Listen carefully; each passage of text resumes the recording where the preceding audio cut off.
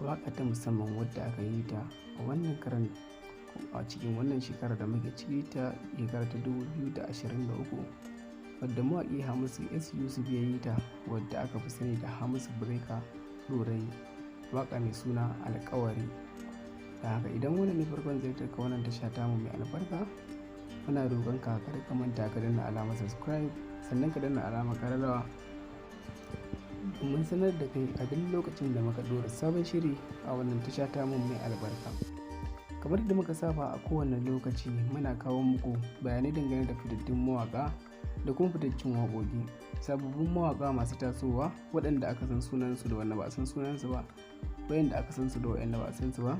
A wannan karan mun zo bayani dangane da wannan waƙa mai suna Alƙawari, wadda aka yi mata salo na daban, wadda mawaƙi Hamisu Breaker Ɗorayi ya yi ta. Waƙa mai suna Alƙawari, wadda wannan waƙa haƙiƙa an riƙe alƙawari.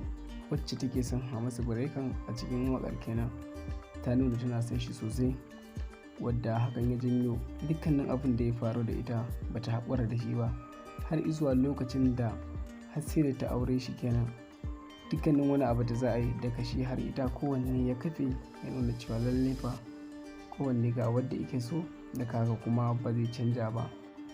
Wasu kalamai da aka saka a waƙar, wannan bayanin nashi haka yake, duba da mun sani cewa mawaƙin ne ya faɗi wannan gurin, wadda wata mata a gidan, ko kuma in ce ita maman wacce zai aura ɗin, take cewa mawaƙi ne fa wadda za ta aura ɗin, me na sama ice balantana ibawa na ƙasa.